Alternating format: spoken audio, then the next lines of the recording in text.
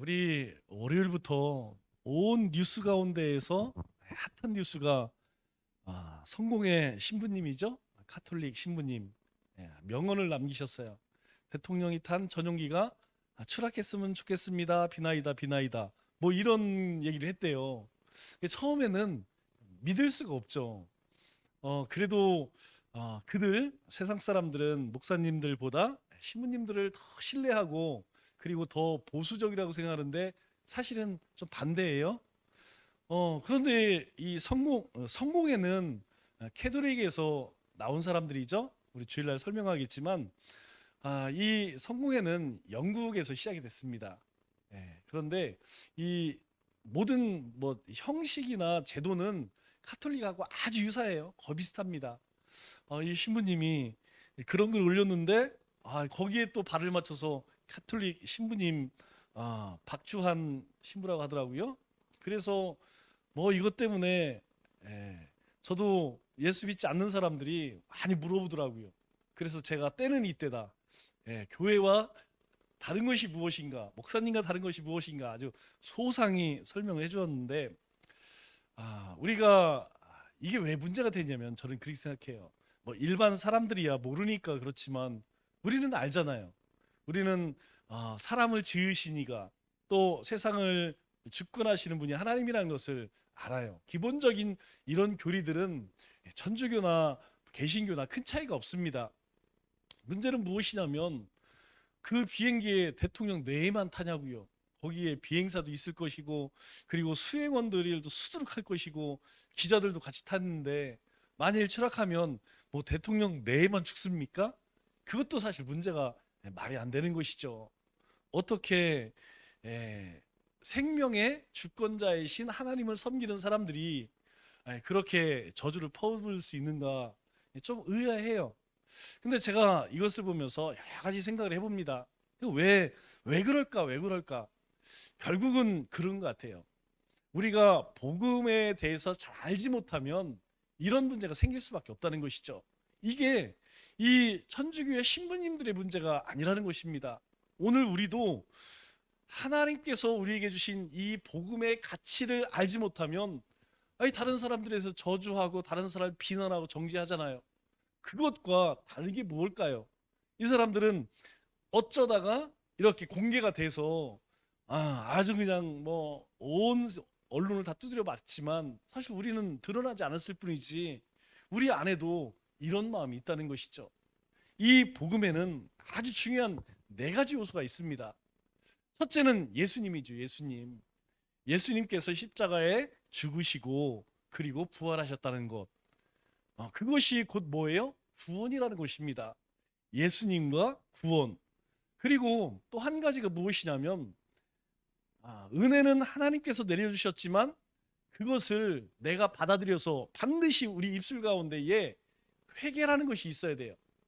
이 회개가 없으면 이 복음을 받아들일 수가 없습니다. 아니 내가 죄인인데 죄인을 인정 안 하면 어떻게 하겠다는 거예요. 또 한 가지는 뭐냐면 이제 우리의 신분이 바뀌어졌다는 것입니다. 즉 우리는 이 땅의 사람이 아니라 하나님 나라의 백성이라는 것이죠. 천국을 소망하는 사람이라는 것입니다. 우리는 천국을 갈 뿐만 아니라 이 땅에서 천국을 경험하는 사람들이라는 거예요. 그래서 복음에는 예수와 구원과 회개와 천국 이 네 가지를 우리가 잘 깊이 잘 알아야 된다는 것이죠. 그런데 우리가 보통 전도할 때 가장 많이 사용하는 것을 우리가 사형리라고 하죠. 우리 CCC에서 만든 이 사형리를 토대로 대부분 다 만들었어요. 그런데 이 가운데에 제일 조금 있기는 한데 거의 없다시피 한 것이 무엇이냐면 회개예요. 회개가 빠졌어요. 왜냐하면 안 믿는 사람들에게 회개해야 됩니다. 당신 저에 회개해야 됩니다. 이러면 사람들이 이 거부감을 일으켜. 그러니까 슬그머니 이걸 빼버리고 예수 믿으면 구원받아. 예수 믿으면 천국 가. 아마 여러분들도 전도할 때에 회개 얘기하는 사람이 별로 없을 거예요. 다 예수 믿으면 구원받습니다. 예수 믿으면 천국 갑니다. 요거는 입에 붙었어요. 그런데 예수 믿고 회개해야 됩니다. 이거는 우리 입에 잘 안 붙어요. 왜냐하면 이 사형리 전도지에 빠져 있기 때문에 우리도 무의식 중에 회개에 대해서 잘 이야기하지 않습니다.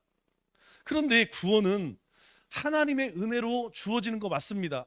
그런데 이 구원을 아무에게나 막 주나요? 하나님께서 너도 받고 그냥 뿌리나요? 하나님이 그러지 않다는 것이죠. 예수님을 믿었다는 것은 다른 말로 자신의 죄에 대해서 회개했다는 거예요. 예수님께서 내가 다 이루었다, 즉 내가 너희의 죄를 다 갚아줬다, 그 얘기는 그 예수님 앞에 내 죄를 다 고백했다는 거예요. 나는 죄인입니다. 내가 가만히 생각해 보니까 나는 영원한 심판을 받을 수밖에 없는 그런 인생입니다. 그런데 주님께서 나를 위해 죽으셨기에 내 죄가 주님으로 인하여서 사해졌습니다. 그게 회개라는 것이죠. 그런데 이 회개가 없다면 예수님의 대속의 은혜도 이게 의미가 없어지는 거예요.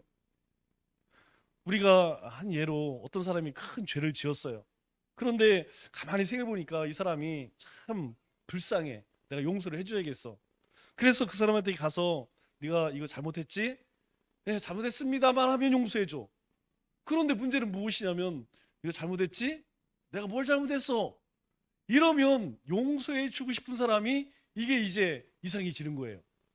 여러분, 뭐 어떤 죄를 졌든 간에 아니 그 피해를 입은 사람이 용서를 해주려면 죄를 진 사람이 아유 제가 잘못했습니다, 그렇게 용서를 빌어야지 용서를 해주지. 죄 지은 사람이 회개를 안 하는데, 잘못을 인정 안 하는데 어떻게 용서해 주냐는 거죠. 여러분, 구원도 똑같다는 거예요. 주님께서 이미 우리에게 구원의 길을 다 열어놓으셨어요. 문제는 무엇이냐면 과연 맞습니다, 과연 내가 죄인입니다, 이걸 깨달을 때에 그래 네가 그걸 아니까 내가 약속한 대로, 내가 너희들에게 약속한 대로 내가 너희 죄를 사하겠다, 우리의 죄를 예수님의 보혈로 덮어주겠다, 내가 그거 더 이상 보지 않겠다, 그거죠. 그래, 회개는 자신의 죄를 인정하는 겁니다. 이거는요 원죄도 마찬가지고 자범죄도 마찬가지예요. 우리 요리문답 시간에 배웠죠? 우리가 태어나면서부터 가지고 나오는 이 죄의 속성, 이것도 하나님 앞에 우리는 이런 존재입니다. 그럴 때에 사함을 받는 것이고, 우리가 살아가면서 그렇게 지은 죄 역시도 고백해야 돼요. 그거 고백하지 않으면 그건 사라지지 않습니다. 그거는 언젠가 하나님께서 반드시 기억나게 하신다니까요. 우리는 이걸 자꾸 잊어버려요. 그냥 우리가 은혜를 구원받았으니까 아유 뭐 하나님이 다 알아서 해주겠지, 아니라니까요. 이 살면서 우리가 하나님 앞에 또는 사람 앞에 그렇게 죄를 지은 것이 있다면 그걸 인정해야 돼요. 하나님, 제가 사랑하라고 했는데 미워했네요. 남의 것 탐하지 말라고 했는데 탐했네요. 제가 마음 가운데에 그런 비난을 하고 정죄했네요. 이렇게 하나님 앞에 고백할 때 그거에 대해서 하나님께서 더 이상 묻지 않는다는 거예요. 그래서 누구든 간에 신자든 불신자든 선악간의 행인대로 하나님 앞에 서는 거예요. 하나님 앞에 설 때에 하나님 앞에 고백한 사람들은 묻지 않는다는 것이죠. 그래서 그리스도인들은요 무의식 중에도 하나님 말씀을 벗어난 죄된 생활을 했다고 하면 성령님께서 우리 가운데 생각이 나요.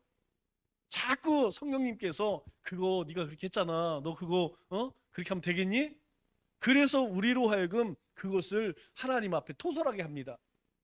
여러분, 그런 마음이 생길 때에 얼른 고백해야 돼요. 하나님, 제 마음 가운데에 그게 참 짐이 되고 그게 성령님께서 자꾸 두드리시는데 제가 그거 잘못했네요. 그래야지 그거 자꾸 뻗팅기고 내가 잘했습니다, 내가 옳습니다, 그거 백날 우겨봐야 하나님 말씀 이길 수 없습니다. 하나님이 이길 수 없어요. 성령님이 감동 주시면 엎드려서 하나님 앞에 고백하면 돼요. 제가 어리석고 미련하여서 이거 잘 몰라갖고 그렇게 했습니다, 지금도 잘 모르겠습니다, 그렇게 고백하면 돼요. 그러면 하나님이 우리에게 지혜를 주신다니까요. 우리에게 알게 하신다니까요. 깨닫게 하십니다. 그것이 우리 안에 있는 성령님이 하시는 일이에요. 문제는 무엇이냐?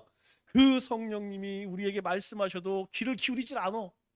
그 성령님께서 그냥 쥐고 흔들고 막 그렇게 애를 써도 제가 잘못한 게 뭐가 있어요? 이런다든가 또 제가 그냥 잘못했다고 치죠 뭐. 이거 이제 환장하는 거죠. 여러분, 우리가 누군가 잘못을 했어요. 그런데 잘못 안 했다라는 것도 괘씸한데 마지못해서 그냥 잘못했다고 치죠. 이거는 이게 더 환장할 노릇이. 우리가 하나님 앞에 그러면 안 된다는 것이, 하나님께서는 하나님께서는 하나님 앞에 나와서 무엇을 고백하든지 하나님은 그걸 들으신다 그러잖아. 하나님 들으신다는 거예요. 그것에 대해서 너 왜 그렇게 했니? 너 그러지 않는다는 거예요. 우리가 하나님 앞에 죄를 고백하면 주님께서 우리로 하여금 그 죄를 씻어 주실 뿐만 아니라 다시 그 죄를 반복하지 않도록 우리에게 힘을 주신다는 겁니다. 이게 믿음의 삶이라는 거예요. 이것이 우리 가운데 세상 속에서 매일매일 싸워야 하는 그런 영적인 전쟁이라는 것이죠. 그런데 언제부턴가 우리 가운데에서 이 회개가 사라지고 회개의 메시지도 사라지고 회개하는 사람도 사라지고 전부 잘난 사람만 있어요. 전부 의로운 사람들이 있어요.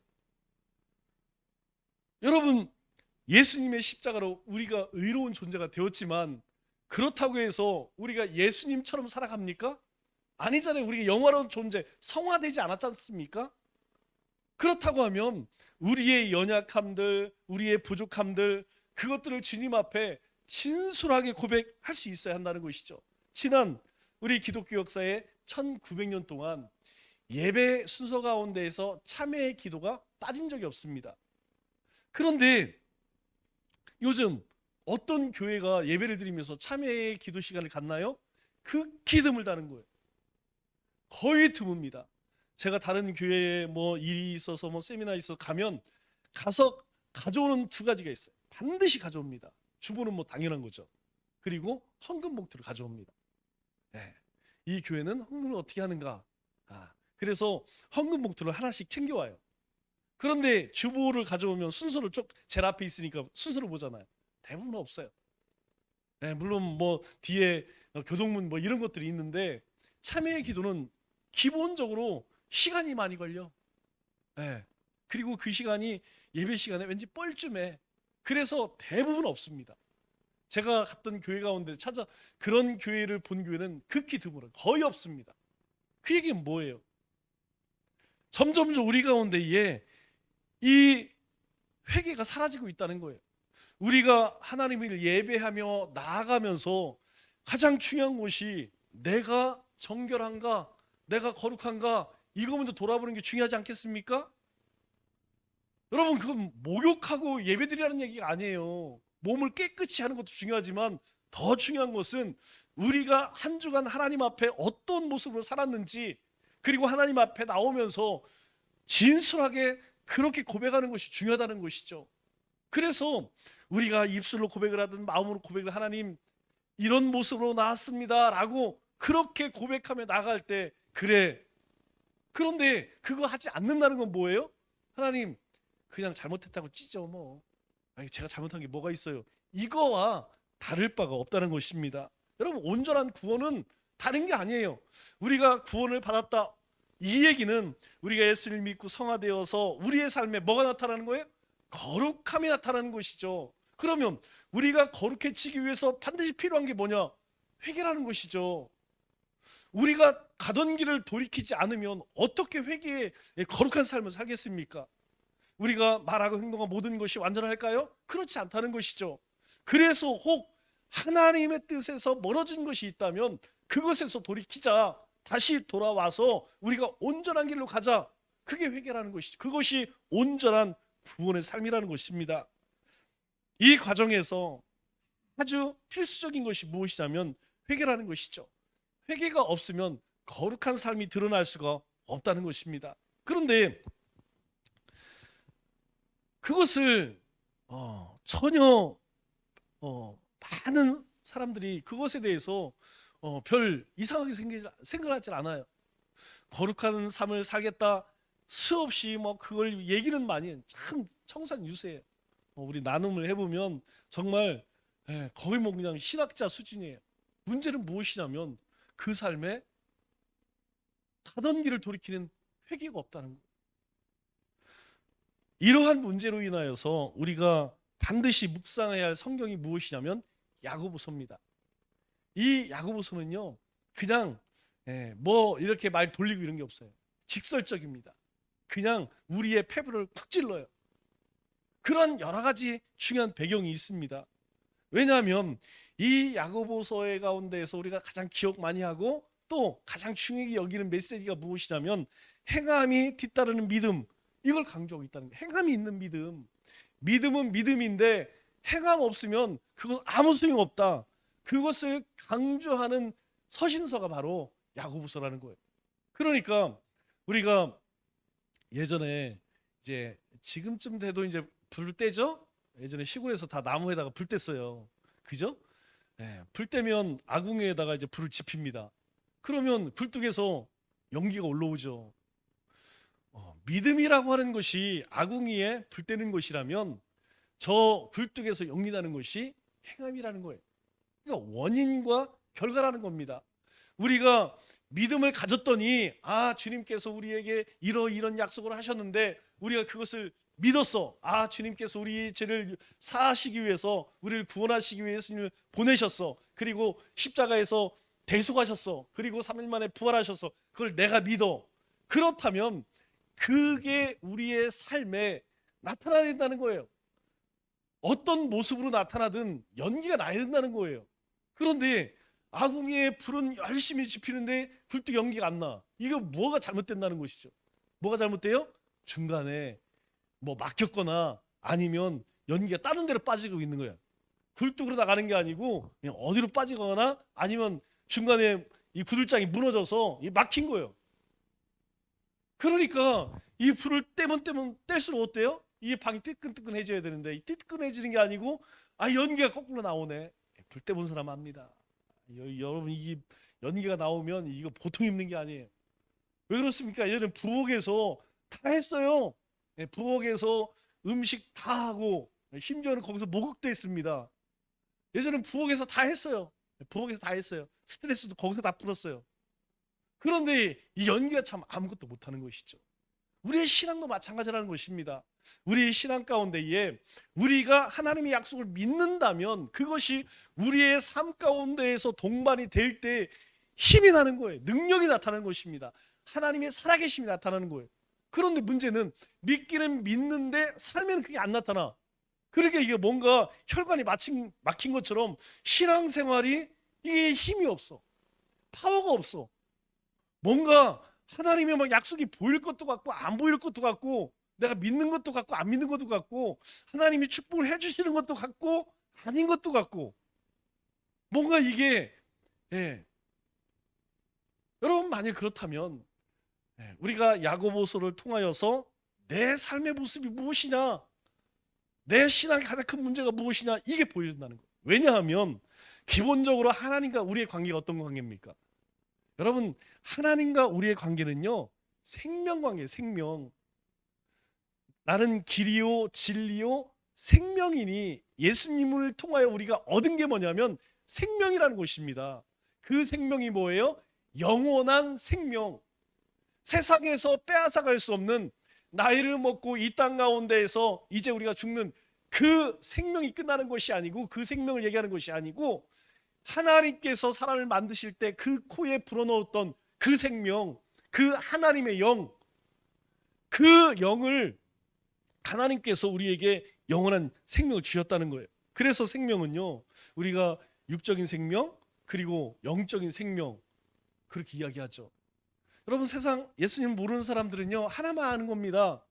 육적인 생명밖에 모르는 거예요. 그건 생물학적 생명밖에 몰라요. 그러나 더 중요한 건 뭐예요? 영적인 생명이라는 것이에요. 이 사람이 영적으로 열려있지 않으면 영적으로 어떤 거에 지배를 받느냐에 따라서 그 삶의 모습이 틀려요. 여러분 오늘 찬양 인도자가 안 믿는 사람들 잠깐 뭐 세상 사람들 이야기를 했죠. 뭐 우리 가운데도 그런 모습이 있지만 한 가지 다른 것이 무엇이냐면 우리는요, 여기 가서 브레이크를 걸어요.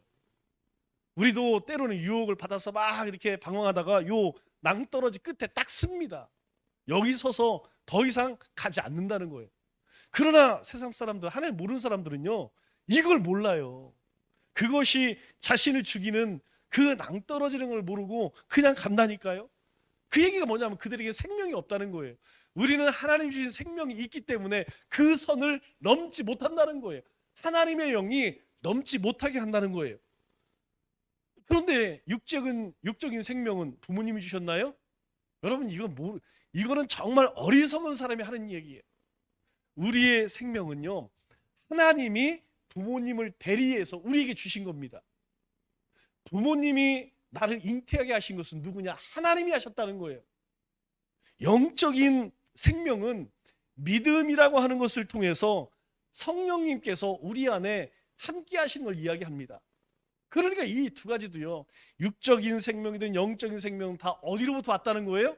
하나님으로부터 왔다는 거예요. 이것을 인정하는 게 믿음 아니겠습니까? 우리의 생명이 하나님으로부터 왔습니다. 그래서 내 삶의 모든 것이 하나님의 것입니다. 이게 감사해요. 이것이 믿음의 삶입니다.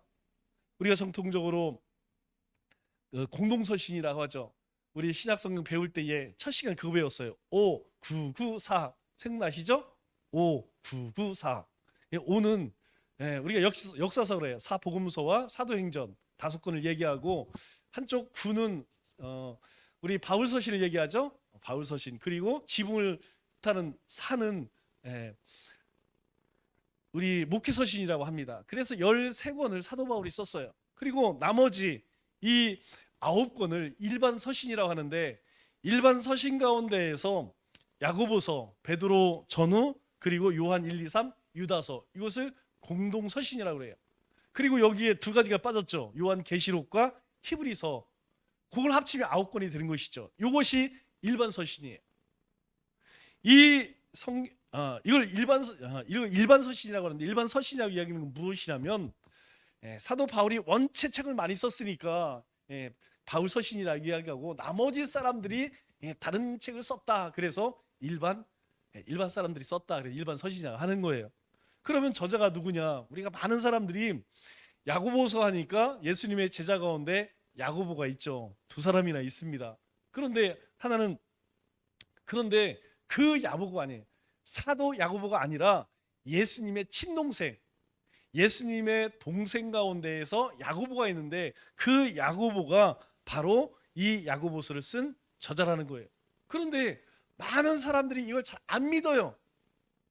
그래서 우리 역사적으로 보면 이 야고보서는 이제 예수님의 제자들이 죽고 그 다음 제자들을 속사도라고 하죠. 그리고 그 속사도의 제자를 교부라고 합니다. 그때에 이제 이 성경이 번역이 되잖아요. 막 디아스포라, 이제 유대인들이 막 흩어집니다. 흩어지면서 그들이 성경이 필요하니까 막 필사를 해요. 그 필사 가운데에서 수리아 역본, 지금으로 따지면 저 시리아죠. 시리아 언어로 쓰여진 시리아 역본에 이 야고보서가 기록이 돼 있어요. 뿐만 아니라 교부 시대, 그러니까 예수님의 제자의 제자의 제자죠. 그러니까 사실 이 사람들은 얼마 지나지 않은 사람들이에요. 그 교부 시대에 유명한 사람들 많죠. 뭐 클레멘, 폴리갑 많이 들어봤죠. 내가 어떻게 뭐 하나님이 나를 부인하지 않는데 어떻게 하나님 부인하지 않는, 이렇게 해서 죽은 사람도 있죠. 그리고 이그나티우스, 굉장히 신학자죠. 사실 이 교부 시대 때에 지금 우리가 배우고 있는 요리문답 있죠. 그 기초를 만든 사람들이 교부들입니다. 교부들이 지금 성경의 대부분의 신학의 기초를 다 만든 사람들이, 뿐만 아니라 동방교회, 이게 카톨릭이 깨집니다. 동방교회, 서방교회. 이 서방교회는 어디로 가느냐? 저 산으로 가요. 이상한 쪽으로 가고, 동방교회에서는 전통적으로 이 야고보서를 정경으로 인정을 했다는 것이죠. 또 이 야고보의 성경에 대해서 야고보는 뭐 어떤 일을 했다, 어떻게 죽었다, 이런 일은 없지만, 우리가 가장 신뢰하는 유대인 역사 가운데 한 사람이 누구냐면 요세푸스, 많이 들어보셨죠? 이 요세푸스가 기록한 책을 보면 이 야고보는 돌에 맞아 죽었다. 그리고 그 다음에 유명한 사람이 누구냐면 유세비우스라는 사람이에요. 이 유세비우스라는 사람은 이 야고보는 몽둥이 맞아 죽었다. 그런데 뭐 어떻게 돌에 맞았든 몽둥이로 맞았든 또 뭐 성전 꼭대기에서 던져서 뭐 죽었다 뭐 이런 얘기도 있는데 결론은 무엇이냐면 어떻게 죽었는지 잘 모르겠지만 순교했다는 거예요. 모든 전승들, 그러니까 사람들 입으로 내려오는 이야기들이 있죠. 그 이야기를 종합해서 역사가들이 분석을 해보니까 이 야고보는 조금 이야기는 다르지만 순교하였다, 그렇게 전해지고 있습니다. 그러면 이 야고보는 언제 기록되었느냐? 이 기록 시기가 아주 중요해요. 왜냐하면 사도 바울이 복음을 열심히 1차 전도 여행에서 아시아에, 2차 전도에서 유럽까지, 그리고 3차 전도 여행에서 막 교회를 많이 세우잖아요. 그때에는요 이제 막 기죽박죽이 되는 거예요. 왜냐하면 예수님에 대해서 뭐 아는 게 뭐가 있겠어요. 그냥 완전 생짜죠. 성경이 있겠어요? 아니면 우리처럼 교회 드리는 예배의 모범이 있겠어요? 아니면 신앙생활 어떤 가이드가 있겠어요? 그냥 예수님 믿으면 구원받아, 이거밖에 없었죠. 그런데도 불구하고 복음이 전해지는 곳에 막 3,000명, 5,000명, 막 수천 명씩 그렇게 날로 예수 믿는 사람의 수가 더해져가는 거예요. 가는 곳마다 교회가 막 그냥 이 복음이 걷잡을 수 없도록 그렇게 증거되어지게 됩니다. 그래서 사도 바울이 이 복음을 듣고 그러한 복음을 전하고 돌아와서 예루살렘 보고를 하죠. 2차 전도여행 끝이 끝나고 나서 돌아와서 내가 복음을 전해보니까 이게 보통 일이 아니다. 우리는 이제까지 율법을 행해야지 구원을 받는 줄 알았는데 그게 아니더라. 이방인들에게 복음을 전하니까 그들이 예수 그리스도를 구주로 영접하고 세례받고 그들이 좋아서 그렇게 막 성령 충만하여서 복음 전하고 교회가 부흥하고 이런 역사들이 있다. 그래서 그 예루살렘 1차 회의 때에 그냥 종결시켜버리잖아요. 더 이상 율법이 아니라 믿음이다, 그렇게 확인하지 않습니까? 그 이후에 이 야고보서가 기록되었다는 거예요. 왜냐하면 그 배경이 무엇이냐면 이제 사도 바울이 막 복음을 전하다 보니까 어떤 문제가 생기냐면 유대인들이 가만히 이 예수쟁이들이 복음을 전하는데 들어보니까 예수님만 믿으면 구원을 받는데 자기들은 율법을 행하고 할례를 행하고 그리고 매일매일 철저하게 그렇게 그것도 안 하는데 어떻게 하나님 백성이 돼? 이해가 안 되는 거예요. 그래서 복음을 전한 사도 바울이 복음을 전한 그곳의 유대인들이 가라지를 뿌립니다. 어떤 가라지를 뿌려요? 너 예수 믿어? 그러면 율법도 지켜야 되고 할례도 행해야 돼. 할례를 하지 않고 율법을 행하죠. 어떻게 그렇게? 제가 지난번에도 말씀드렸죠. 복음 전도하러 나갔는데 저한테 전도를 해요. 누가 전도를 해요? 하나님의 교회가 와갖고 주일이 진짜 주일입니까? 그래서 제가 모른 척하고 그럼 진짜 주일이지 뭐 가짜 주일도 있어요? 그게 아니라는 거예요. 성경에는 안식일을 지켜야 됩니다. 그래서 제가 모른 척하고 안식일은 언제인데요? 그러면 제가 알기로는 거기 이스라엘은 뭐 제사도 지나고 그런다는데 거기도 막 그냥 소 때려잡고 염소 때려잡고 막 그렇게 해요? 그런 건 안 하는데 그런데 왜 안식일을 지키라고 그래요? 그렇게 한 30분 얘기하니까 이 사람이 뭐예요? 혹시 목사님이세요? 그러더라고요. 여러분 지금도 많은 사람들이 속고 있어요. 구원은 예수 그리스도의 은혜로 받는 것인데 거기에 그건 뭔가 부족한 것 같아. 그래서 뭣도 해야 되고 뭣도 해야 되고 뭣도 해야 되고. 여러분 그거 아닙니다. 여러분 명심해야 될 것이 무엇이냐면 우리가 예배하고 기도하고 전도하고 헌금하고 헌신하고 봉사하고 희생하는 것 왜 합니까? 구원 얻으려고 하는 게 아니에요. 이미 구원을 얻었어요. 구원을 얻었기 때문에 구원받은 자의 삶을 살아가는 것이지 그걸 해서 구원 얻는 것이 아니라는 거예요. 그런데 많은 사람들이 초대교회 때에 그 유대인들이 그렇게 가라지를 뿌리는 데 속아서 예수님도 믿고 율법도 행하고 이거는 혹을 하나 때리려다가 혹 하나를 더 붙인 거예요. 누가 그 신앙생활을 하겠습니까? 율법 자체도 지키기 어려워서 이스라엘 백성들조차도 그렇게 하나님 온전히 섬기지 못하여서 그 하나님께 수없이 책망을 받고 나라까지 잃었었는데, 아니 하나님과 아무 상관이 없는 그런 이방인들이 예수도 믿어야 돼, 율법도 행해야 돼, 할례도 행해야 돼. 그러니까 점점 교회를 떠나는 거예요. 안 되겠다, 이거 아무리 생각해도 이거 예수 믿었다가는 이거 기둥뿌리 뽑히고 인생 이게 쪽나겠다. 사람 예수 믿었던 사람들이 막 시험에 들고 교회가 분란이 생기고 문제가 생기기 시작하는 거예요. 그래서 이 야고보서가 기록된 거예요. 이 야고보서가 이야기하는 것은 무엇이냐면, 내가 예수님을 믿는다고 하면 내 삶 가운데 믿는 행위가 있어야 되지 않겠느냐. 그러면 사람들이 이야기해요. 사실 또 이 일 때문에 난리가 났습니다. 이 신학자들 가운데에서 아니 오직 예수님의 그 보혈로 우리가 구원을 얻는 그 믿는 예수를 믿는 믿음으로 구원을 얻는 것이지 우리가 행함으로 구원을 얻느냐? 그래서 이 야고보는 지푸라기 서신이다. 이거는 뭐 그냥 신학, 그러니까 지금은 안 그렇고요. 초대 교회 초대 신학자들 가운데에서 이것 때문에 또 싸우고 난리가 났어요. 지금도 이것을 인정하지 못하는 사람들이, 이것을 잘 이해 못하는 사람들이 부지기수라는 거예요. 정확한 것은 무엇이냐면, 우리가 예수님을 믿기 때문에 우리 가운데에 뭐가 있어야 된다는 거예요? 예수님을 믿는 행위가 있어야 되는 거예요. 그게 뭡니까? 예배 드리는 거. 여러분 지금 예배 왜 드려요?